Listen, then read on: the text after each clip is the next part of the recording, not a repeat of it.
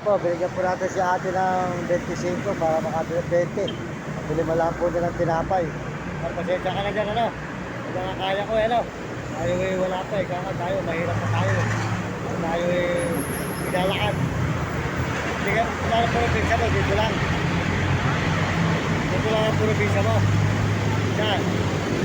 Malayo. Malayo ang probinsya mo. Malayo. Kung bibigyan ka ng pamasahe, uuwi ka. Ano, Balinche? Eh, baha doon eh. Baha. Ibugaw ng Balinche. Baha. Baha. Oo, nakahalog na masasakyan doon. Lupog ng bahay. Kasi palengke. Ang tulay, lupog. Yan ang sasakyan. Po, di ka na Balinche doon po si ate, mga kababayan, mga idol.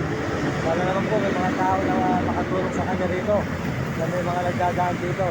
At pagkain lang, bigyan nyo ng konting tulong. Mga kababayan ko dito sa may highway. Ano pangalan ng lugar na ito? Ano pangalan? Ano barrio na ito? Tarlac. Tarlac doon po. Yun, tulay. Sabi natin siya atin mga kababayan. Sige ate, tuloy na ako ah. Mag-iingat ka dyan ano? Mag-iingat ka. Pagkahan pa, hindi ka masagasaan. Ayan, si ate po yan. Ako natin dito mga kababayan. Dito ko tutulog. Ayan. Hindi na alam ng tulay. Dito po sa may highway. Ayan, dito. Sa may tulay po.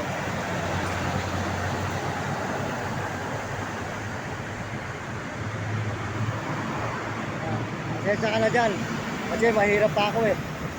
Kung ako lang po talaga meron mga kababayan. Eh si ate, tutulungan po natin. Wala pa po tayo. Alam naman po nyo, mahirap po tayo mga kababayan. Pinabigyan lang po natin siya ng 20 pesos lang po na ibigay natin. Ayan mga kababayan. Wala po, pasensya na si ate. Pasensya ka na sa 20 pesos, ano? Nakaya mo yun, ano? Maraming salamat sa'yo ate. Tayo po sa ate. Para po ate, kung palagi ka ng Panginoon Diyos, at marami naman dumadaan dito, pagkagabi, nandito ka rin. Dito ka rin natutulog. Pupunta ka dapat sa may ilaw, mahirap lang, madilim. Baka mamaya malamok, nakasakit na. Sige po ate, tuloy na po kami ate.